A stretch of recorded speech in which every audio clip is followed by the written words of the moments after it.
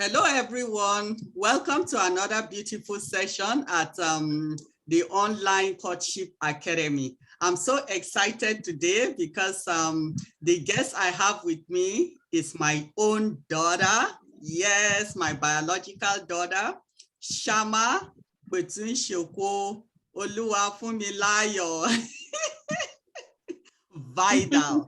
So she's here, Chimwanya. I forgot her Igbo name because all our children have Yoruba, Igbo, and Baggy names. So she's here today and she's going to be talking to us on a very important topic. She's actually the company legal secretary at Newcastle Transactions Limited, and she has been an attorney for 8 years now.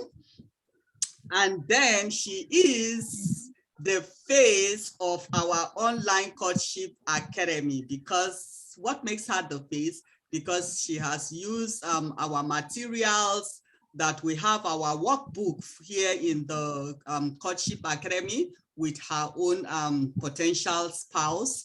And so she will share some of it later on in another topic that we have. But for today, she's here to tell us how knowing yourself guides you in courtship. Because we know that for you to find a partner, you must first of all know who you are, what you want, what your expectations are, and so many more. That is the starting point. So she's going to address this topic and give us some of her own experiences and how it has helped her. So Shama, or Kwetu, which is how I prefer calling you, Kwetu Shoko. If you can tell us, is there anything I omitted that you want them to know about you before we delve into the topic? Oh no, I think you covered everything. Okay, so you can go ahead and share with us how knowing yourself guides you in courtship. How does it guide you to the partner that you feel you want or deserve?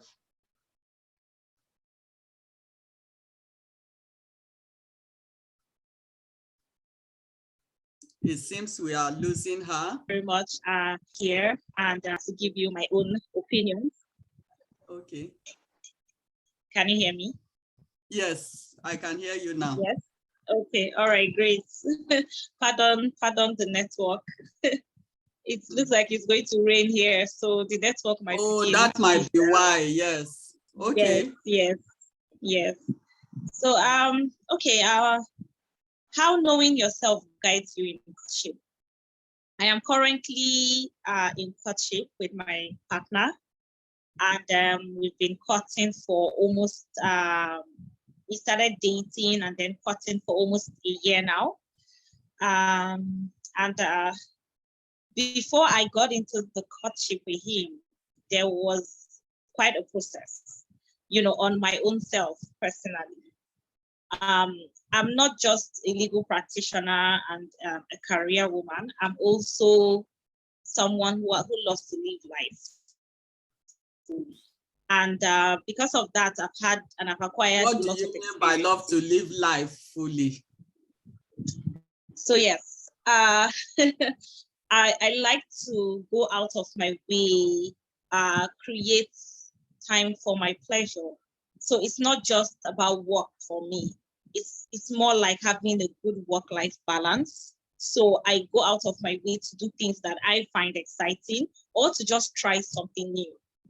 And I've traveled to about 8 countries now in total. And these trips, a lot of them have been solo. I go by myself. I don't go with anybody. I've also traveled within Nigeria as well, quite a bit. I also engage in a lot of activities like salsa. I go hiking, to mention but a few. So those are things that have helped me to know myself. I've gotten to the point where I just know who Shama, who Kwetu is, and I know the kind of partner that would complement me, going forward in my life. Yes, so what are the things that you feel you will tell others, young people, like what should they do, or how do they set about that process of understanding themselves and then going forward? Yeah, this is very important. It's key. So a lot of times, I know when we're trying to get to know ourselves as young people, some of us turn to astrology. I don't know if some of you must have heard of those star signs. You know, they'll say, okay, what's your star sign? Are you Aquarius? Are you Pisces? Are you Capricorn? You know, a lot of people turn to astrology to find out, okay, who am I? You know, how do I think? What are the things that make me tick? What are my strengths? What are my weaknesses?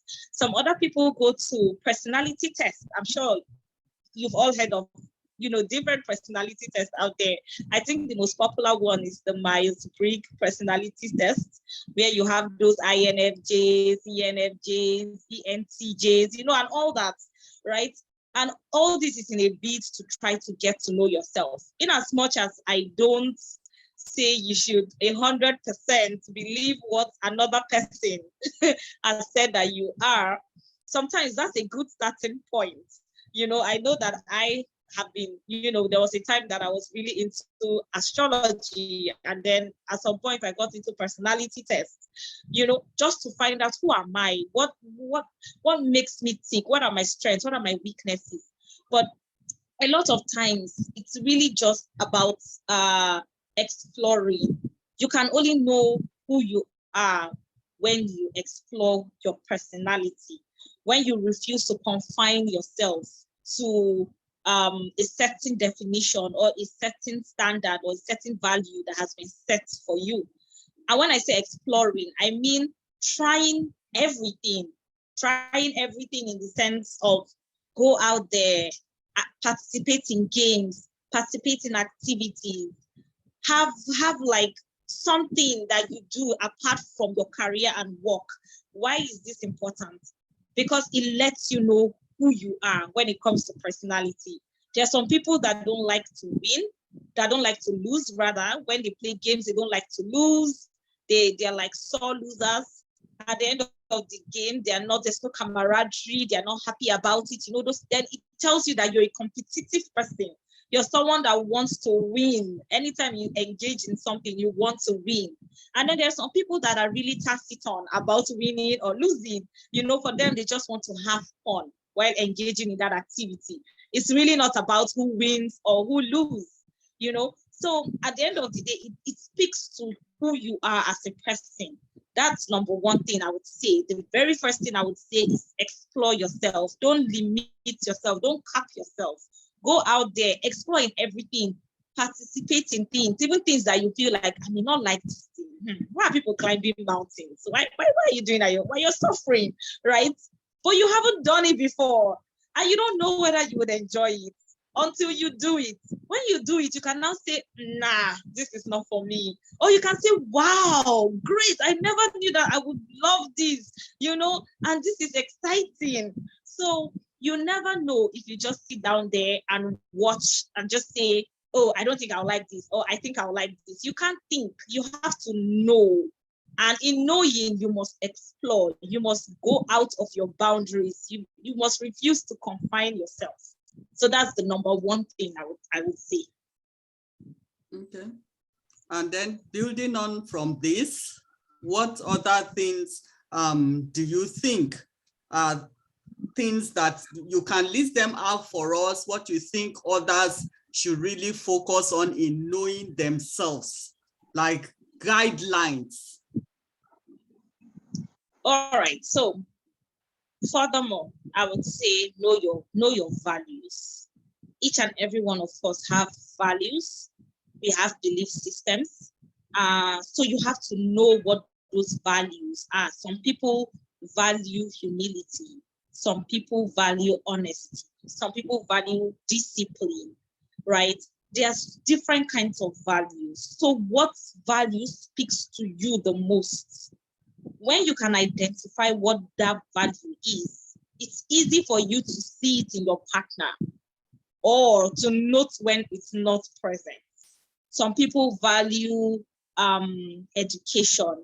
Some people value family. For them, everything is about family. For some others, it's, oh, we have to get a great education so that you can have a good job. Some people value money, right? And for them, it's about having that resource to do whatever that they want to do. So know what your values, at least know your top 5 value as a person. What are those top 5 things that speak to you, that anytime you see it, it resonates to you as a person? Then also know your belief system. Your belief system, like your religion. What do you believe in, right? What does your partner believe in? Does it resonate? Does it align? You have to be aware of your belief system, because it will also guide you when you're in the courtship with another person. So apart from exploring yourself, I mentioned exploring, number 1. I mentioned knowing your values, number 2. And then recognizing your belief system, number 3. Those 3 things are like the major, for me, they are the major guidelines in knowing who you are as a person. Okay, so where will be the place of career for you? Like for you, your own career or ambition or things like that. Do they play any part in? Yes, it falls under your value system. As I said, there are some people that value money. There are some people that value jobs, security. You know, for them, they want to be financially secure. And when they say financially secure, it means a job, right? And then there are other people that will say, no, we want to build business. Those people, they are more open to risk, you know, because when you're going to a business, it's very risky. It can succeed, it can fail, right? But people that want to have jobs, you know that they are more about the security. It's like, okay, no, I don't want to gamble with this. I just want to know that this is where my next bread and butter is coming from. My next paycheck is going to be XYZ, and they are okay. But then there's some people that want to go out there and take the risk and build something. Even if it crashes, they start again. They don't mind. So for them, that's a value. So all those will fall under your value system. Okay. Yes.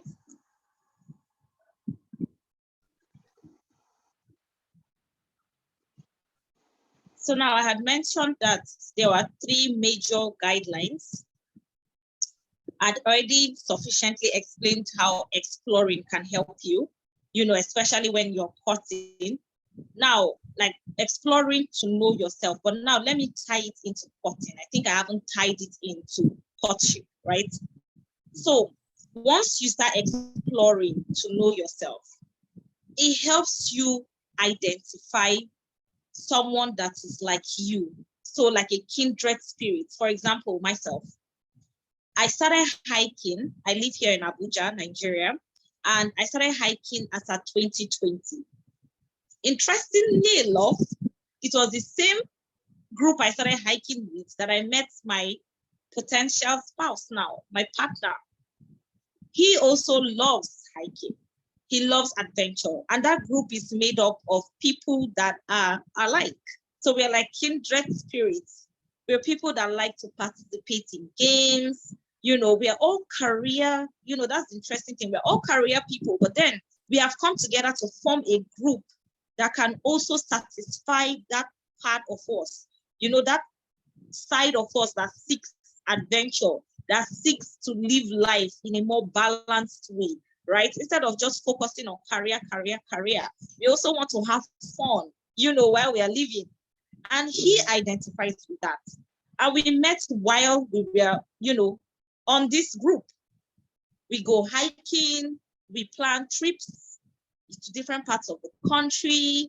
We have indoor games, we have swimming competitions, we have cookings and cookouts, you know, a whole lot of activities that we participate in, right?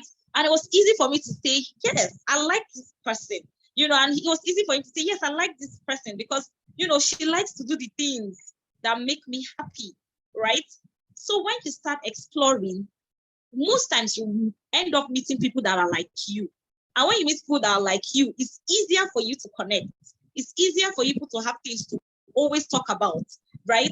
Because you participate and you engage in similar activities. So this is how exploring helps you and guides you in courtship. You don't only just know yourself as a person and know what your strengths and weaknesses are. You also know your spouse, and both of you participate together in those activities. You know, so at the end of the day, it's like a double reward for you. It's easy for you to say, oh, like for example, when I was dating, like just dating, and like when I say dating, I mean like going out with several men, just hanging out, having a conversation, talking to them. It's easy for me to know, okay, me and this person will not blend. Especially when the person is averse to adventure. The person is like, hiking, please, oh, I want to sleep on my bed. Oh, ain't nobody got time for stress. I don't like anything like stress. What am I walking up a mountain? I already know that me and this person will have problems, because this person does not see things the way I am seeing it. So the person doesn't even appreciate that activity. How much more indulge in it? It's going to be very problematic by the time you get into a relationship, because both of you will now start having arguments on should I go, should I not go hiking, because my partner doesn't like it, me, I like it. You start having issues where there should be none. So, but once you know yourself, it's easy for you to know the other person and to see yourself. It's like you mirror yourself in that person. So it's easy for you to put yourself in that person's shoe because you understand what they're talking about or where they're coming from.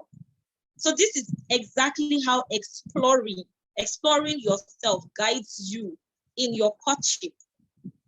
Now, your values. I had mentioned before you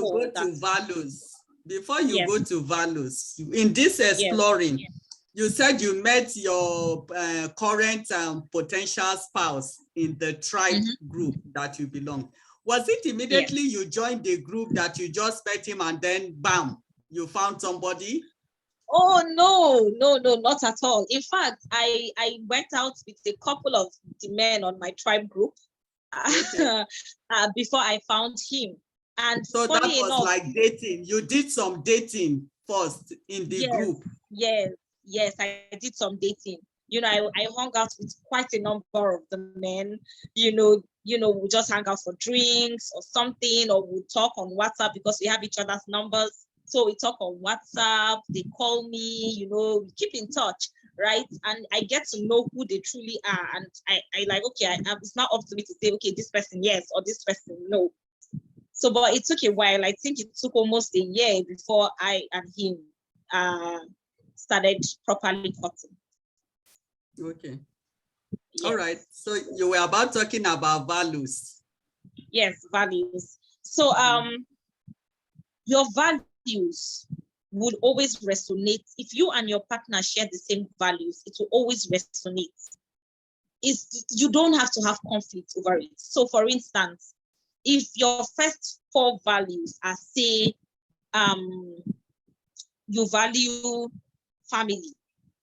For you, family is everything, and people should be willing to put their family first, before themselves. They should always think about their family. That's the first value system for you. Another one could be humility. You don't like someone that is proud. You like somebody that is humble enough. When you talk to the person can understand you and bring themselves down. Someone that is not egoistical, right? So humility, number 2. Number 3, say sacrifice. Someone that can sacrifice. Someone that it doesn't if they want to sacrifice for you, it's not a big deal. They see it as making you happy, so they are willing to do that. And let's say discipline, someone that is ready to stay the course and not just bail out on you when things get hard. Let's say those are your 4 values, your 4 most important values. When you're dating a man, you can always figure out what their values are quickly. By the time you start having conversations with them, you would see if family is a value for them. Now, family must not be number 1 for them. Family is number 1 for you. It might not be number 1 for them, but it's part of their core value system, right? It's among the first 4 because they'll always talk about, oh, my mom or my dad or my siblings, or this person asked me to do something, especially, so sacrifice as well. This person asked me to do something and, they have to sacrifice their own self to help that person, to assist that person, especially when it's family. Already you're seeing two core values that will resonate with: family and sacrifice, right? So you know that, okay, yes, this person, me and you can get along. Because by the time you start courting and you yourself start exhibiting these values to this person, maybe you're also putting your own family first because your family is important. You're also sacrificing. It's easy for them to also understand where you're coming from because it's also a value that they have. So it's a shared value. Now, if you're someone that you do not in any way value someone that is someone that maybe takes drugs, someone that smokes, someone that's an alcoholic, is always drinking and everything, and you start dating someone and you notice that this person is tilting more towards that direction, then you know that you and this person cannot work because it's going to be a big issue down the line, right? You're going to start fighting over this thing. And I'm speaking from personal experience because I've met a couple of men, when I was dating, as I said, I met a couple of men that were fantastic. Like, we shared a lot of values when it comes to adventure, when it comes to education, like just educating your mind, reading. I met a couple of them that were like that, but the only thing that puts me off those people were they had a habit, they exhibited values and a habit that I did not believe in. For example, smoking and then drinking. I mean, you can drink once in a while, but once you start drinking, you're becoming alcoholic, you're drinking all the time, you're always at bars, you're always drinking. I mean, for me, that just becomes problematic.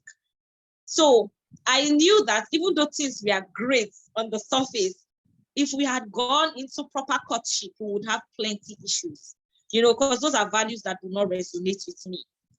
So when you know yourself and you know what your core values are, just sit down, think about it. What are your core values? List out a number of values. What are the things that speak to you? What are the things that resonate with you as a person? Write down the first 5 that you can think about and say, okay, is it a value? It's not a value. Think about it. Once you can get the first 5 of your core values, it will guide you when you're courting someone, because you really want to see those values in your partner.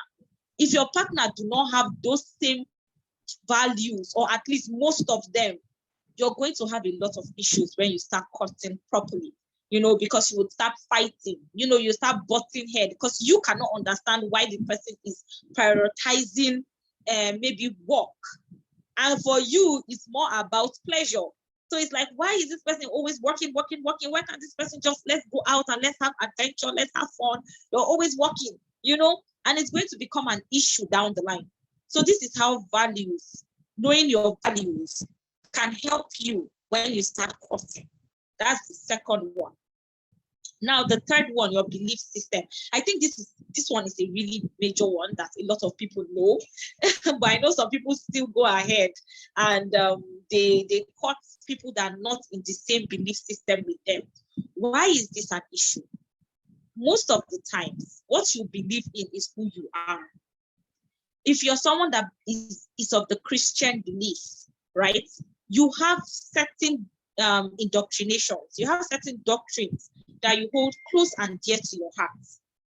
Now, if your partner is Muslim, you're definitely going to clash, So if you're looking at someone, you're dating the person, you're not courting yet, but you're just dating, and you already know that this person is not of the same belief, you know that at some point, you're going to butt heads when it comes to religion, when it comes to your belief, because your belief might say one thing, but then you as a person, the other person does not believe in that thing.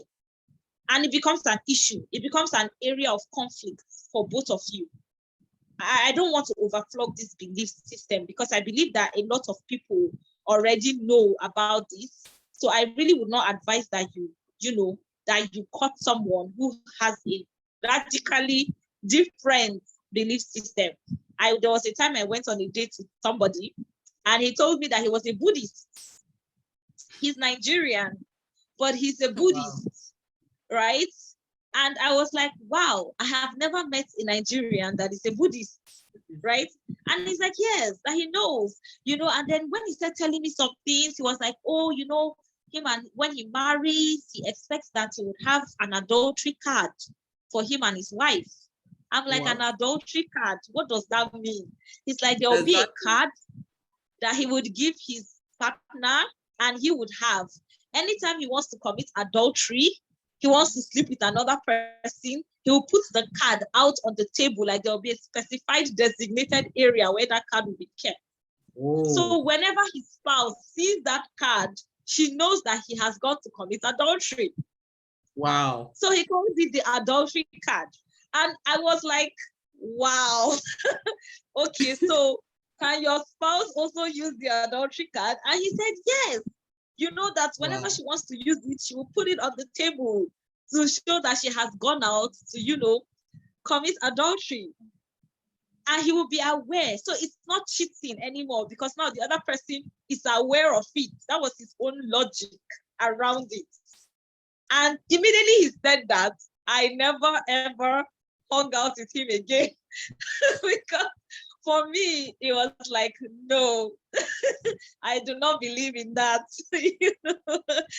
My belief system, we do not encourage adultery. It is heavily frowned upon. So now this is a person that is a Buddhist, and he believes that he has the right, people have the right to go out and commit adultery. You cannot hear that from a man and still go into courtship with him and then marriage, because you know that he means it when he says it. So this is just an example. So you will not go into the relationship thinking that the marriage is going to be faithful to you.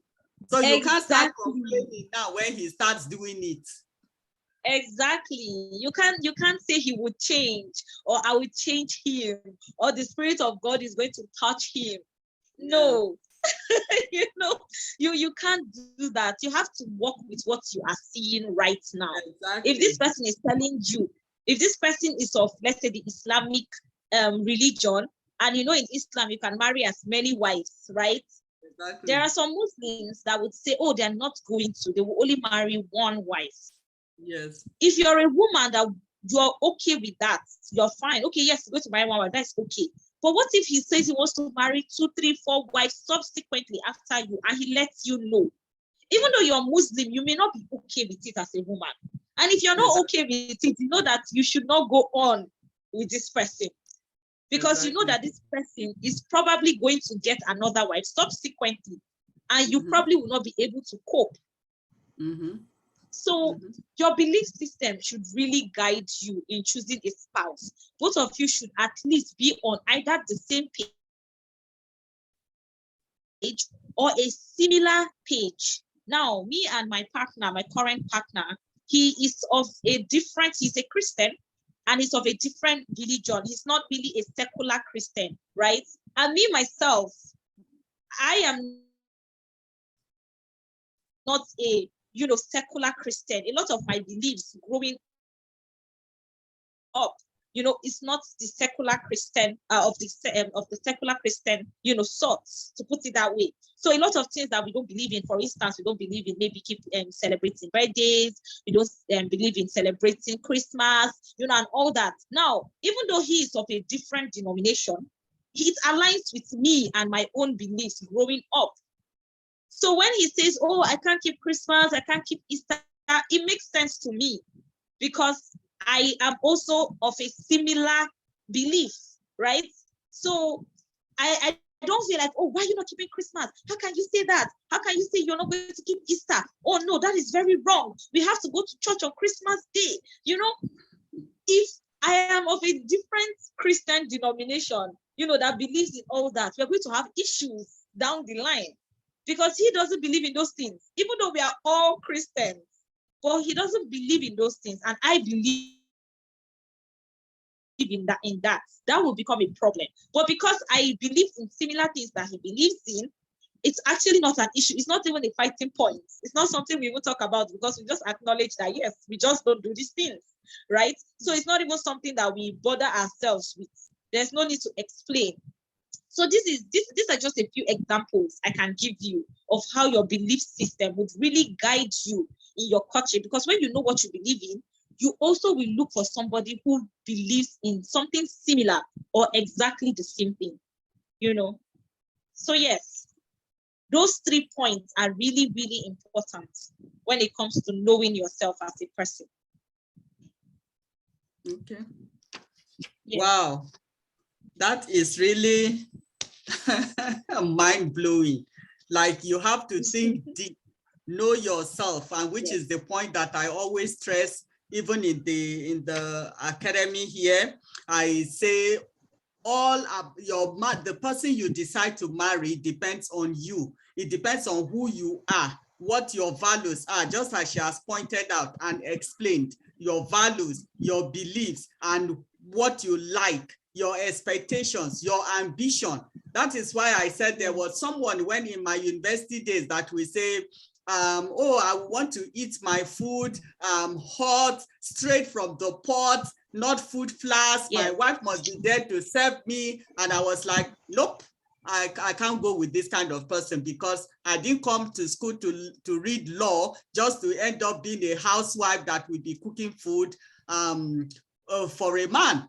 So I knew, no, I wasn't going for a guy like that. So you must know what you want and what your values, your belief, your future before, for the man and for the woman. It's both. So it's not just for woman. For a man, you must know. For a woman, you must know yourself. That will now guide you during courtship as you're discussing. So by the time you get into our workbook and you're discussing, then you'll be able to tick it like, yes, yes, yes.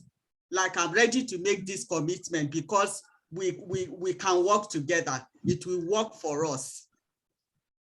So I don't know, Shama, Petu, do you have any other thing you will want to add, even as we round up, that you feel that is really important for young people in your generation, what they need to know in order for them to have a marriage that is not the normal mundane marriages that we see around?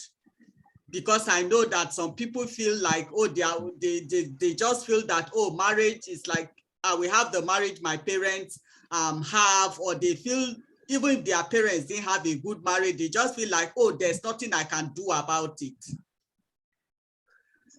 Yes, yes. I think when it comes to having, you know, one thing that I feel like people in my generation have the upper hand in is that there's a lot of resources now available. Like, you can't say I did not know, because in your own time, in your own day, I feel like the knowledge was not as widespread. We didn't have things like Instagram, we didn't have things like YouTube, especially YouTube, you know. We didn't have things like Google back then for people to say, okay, what's even personality test? What's my personality test? So you know what your personality is. How much more saying, okay, what personality suits my own personality? You know, there was nothing like that back then. But in our own generation, we have all these resources. But yet, it is our own generation that has the least successful marriages. Because marriages crash like every second now in our generation. Every day you're hearing this person's marriage has crashed. That person's marriage has crashed, you know, but yet we have more knowledge. So it's not for us to sit back and ask ourselves, truly, what is it that we are probably doing wrong? Or maybe what is it that we did not learn from the other generation, from the older generation, right? Yes, in as much as we want a marriage that is more unique, that is that favors both parties, that is more balanced. You know, you want a marriage where both parties are happy in.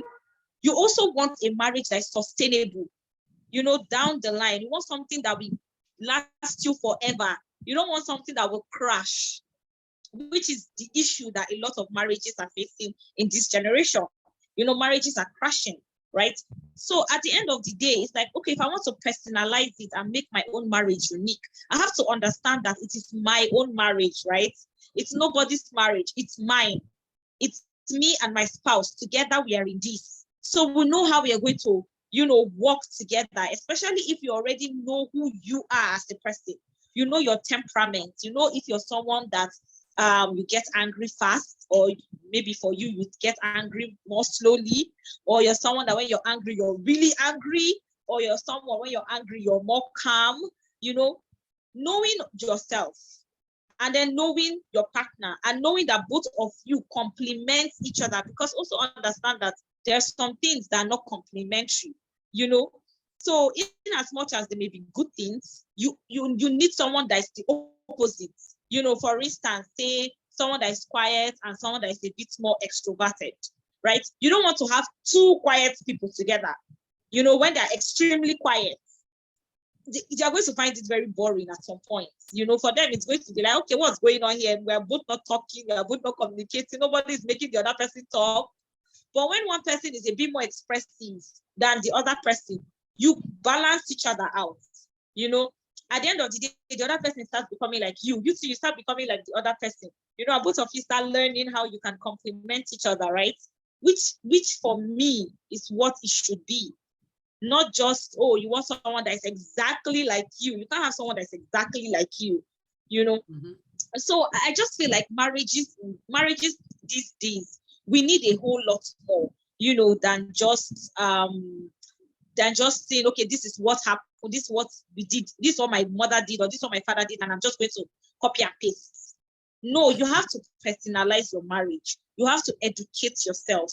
And that's exactly why we have this academy, so that people can educate themselves and know what it means to properly court, the proper questions to ask. What should I know before saying I do? So that I don't wake up and find a stranger in my bed. So exactly. Yes. Okay. Yes. So you talked about knowing your personality and the temperament. Is there any book or anything you would want to suggest to those people that may want to know what they can read to help them know about their own temperament or the personality they are? Okay, so I would highly recommend the MBTI personality test. I mentioned this at the beginning of this session. So MBTI is the Myers-Briggs personality test. Okay. All right. The MBTI, the Myers-Briggs personality test. Okay. So for those that are interested, you can try to get the book and take a look at it. We are very thankful to you, Shama. We thank you for being with us and for giving us such insights into the topic of knowing yourself. And I say that is always the starting point. Know yourself. It will give you direction and bearing towards who you will finally choose to live with for the rest of your life. And I know that some of us, we want to connect with you. So can you give us your contact information, how you may want them to reach out to you, maybe Facebook or phone or Instagram? How would you want them to reach out to you? Reaching out to me, you can reach out to me on my Instagram page. So they can follow you there. You can follow me at Culturally Traveled. Okay. As I said, I'm a traveler. So I have a page on traveling and living your best life. So Culturally _traveled on Instagram. Okay. Yes, I was also going to mention one more thing that I feel like I skipped. You can also get a book. There's a book on your love language, the 4 love languages. Okay. Yes, I would also advise that a lot of people get that book, because it tells you how you want to be loved, which also speaks to who you are as a person. So first and foremost, you get to know, this is how I want to be loved. And then you get to know how your spouse wants to be loved, right? And at the end of the day, you love your spouse the way they want to be loved, and they love you the way you want to be loved. So that's another way. That's another key, way of knowing yourself. So yes, that book is by Gary Chapman, The 4 Love Languages by Gary Chapman. Okay. So thank you so much. We're happy to have you, and we hope that you will honor us with your presence again if we have need to call upon you in future. Sure. Thank you so much. Thank you very much. Thank you. Okay.